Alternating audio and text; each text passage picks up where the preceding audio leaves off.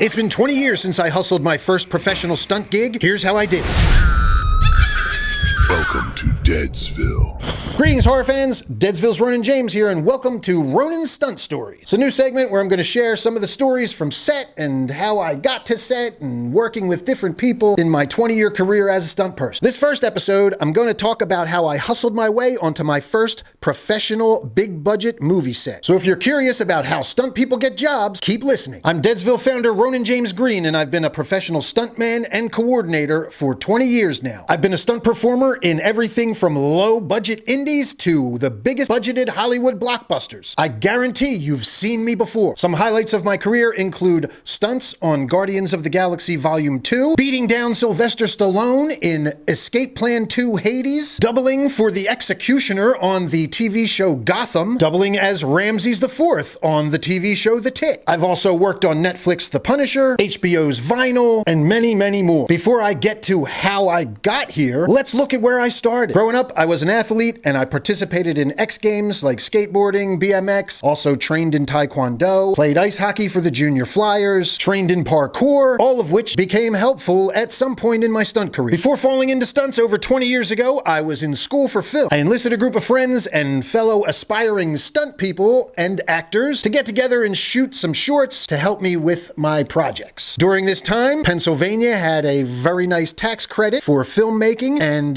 one of the guys I was working with was also a fitness trainer and fitness model. He had an agent, and she reached out to him when she was casting for a Bollywood movie that was filming in Philadelphia at the time. And we all wound up working as background on a Bollywood movie called New York, shot in Philadelphia. They called us back a few times for different scenes, and I received an email saying, could you please bring an all-black outfit? The stunt team may need some extra SWAT guys. So I knew going in there was an opportunity here, and I had already had a full tactical loadout from doing my own short films and these short action films that my friends and I were doing. So I packed up my loadout into a duffel and went to set. So we get to set and they put us into holding where they wrangle all the extras that they will be using for the scene. And there's probably about 200 of us in there. So at one point out comes a guy and he pulls out a list and says, all right, where are my SWAT guys? And he starts reading names off of a list. So I look at my buddies and at first I'm thinking, man, he's already got all his guys. I brought this stuff with me for nothing. And we're talking it over and they're just like, go ask him, man. Just go up and talk to him. You can't hurt. So at the time, I had no idea that this was called hustling. And this is something I would be doing to get jobs for the next 20 years. I grabbed my bag and headed towards the man with the list. And as I got there, he finished calling names. And I said, excuse me, sir. I was wondering if you needed any more SWAT guys. I brought a whole tactical loadout here with me in my bag. I have my gear all ready to go in case you needed some extras. And he looked me up and down and he said, wait right here. And he walked away. So I waited and I looked back at my friends and they were looking at me and we all kind of shrugged and I don't know. And after a minute or two, he came back and he said, you're hired, come with me. And so I followed him. Turns out he was the assistant stunt coordinator. He introduced me to the actual stunt coordinator, who was a professional stuntman from New York, a veteran stunt coordinator and stunt guy from New York. And I introduced myself, shook his hand, hey, nice to meet you, sir. Thank you so much for having me. And he said, yeah, I didn't even know there were stunt guys here in Philly. And I was like, yeah, well, there's about a dozen of us.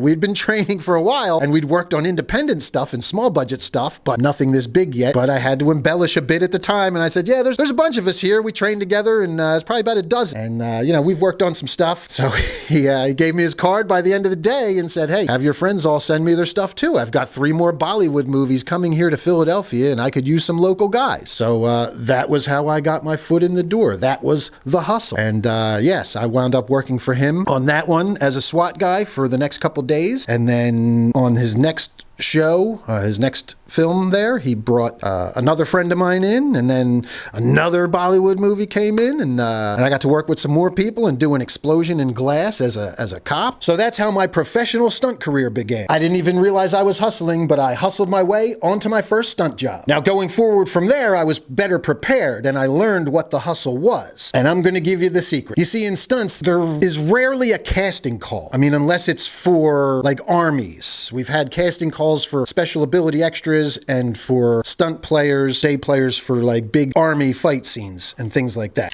Military fights, big gang wars, things like that. They might have a casting call for something like that. But they will also want to see your stunt reel, stunt skills, all that kind of stuff. More often than not, how you get a stunt job is you know the stunt coordinator, or the stunt coordinator knows you. And if the stunt coordinator doesn't know you, then that's when you hustle. When preparing for a professional stunt hustle, there's a few things that you need to do. First thing you want to do is make sure that you have your resume and your headshot printed and on hand. Put it in a nice envelope so it's convenient and has your name on it, address, contact information. Next, you want to find the location and shoot days for a film shooting near you and find out who the stunt coordinator is. If you know somebody else that's working on that set, sometimes they can get you an invite. If you don't know anybody on set, most production assistants and crew members are aware of the stunt hustle. So if you show up with your stunt bag and your resumes in your hand and ask for the stunt coordinator, they will usually take you to him as long as he's not busy. If you made it this far, congratulations, because you're about to do the hustle. When you get to the stunt coordinator, make sure he is not busy and he is not shooting and he is not talking to the director or anything like that. Wait until he has a free moment. If you hang back and let him do his thing, the stunt coordinator will probably recognize that you're a stunt person waiting to hustle him. Once you get to the coordinator, a couple things can happen. If he's busy, he may not have time to even talk. Don't hang around too long. Just leave your resume and your headshot with one of the other stunt people if you can. If the coordinator has time, he may talk to you and take a look at your resume. This has happened to me a couple times, and they usually like to go through your resume, and this is how you get work. If they don't know you, they are going to look for another coordinator that you have worked for that they know, and they are going to ask you about working for that coordinator, and when they wrap up, if they're thinking about hiring you, they are going to call that coordinator or email them, text, whatever, and say, hey, I was just hustled by so-and-so. They worked for you before. What do you think of them? And that's how you get jobs in the stunt business. So a quick recap: have your resume, have your headshot, hustle the location, and be honest about what your abilities are. All right, Boo Believers, that's going to do it for this first episode of Stunt Stories. Hope you dug the insight. Be sure to subscribe, like, share, and stay tuned for more. Stay spooky.